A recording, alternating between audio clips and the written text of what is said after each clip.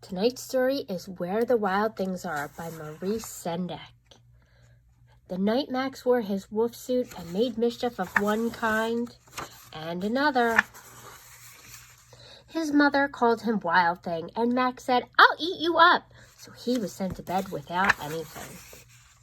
That very night in Max's room, a forest grew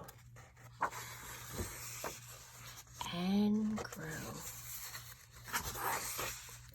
and grew until his ceiling hung with vines and the walls became the world all around.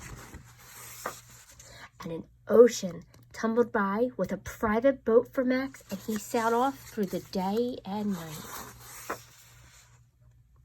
And in and out of weeks and almost over a year to where the wild things are.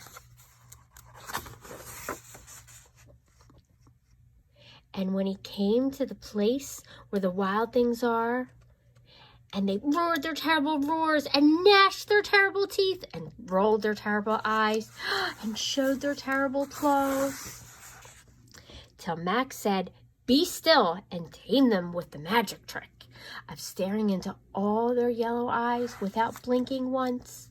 And they were frightened, and they called him the most wild thing of all.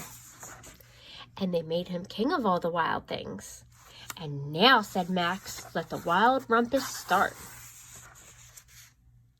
See that wild rumpus? A little late for wild rumpus. And even more wild rumpus. And even more.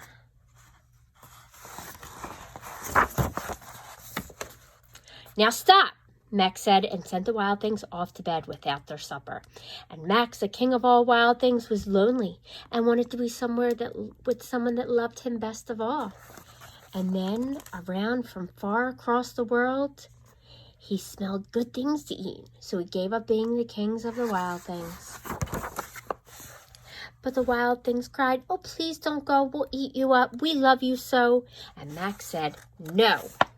The wild things roared their terrible roars and gnashed their terrible teeth and rolled their terrible eyes and showed their terrible claws. But Max stepped onto his private boat and waved goodbye. See Max in his boat?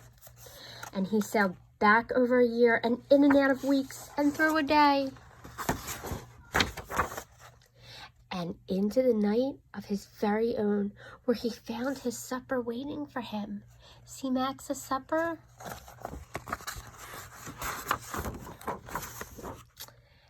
And it was still hot. The end.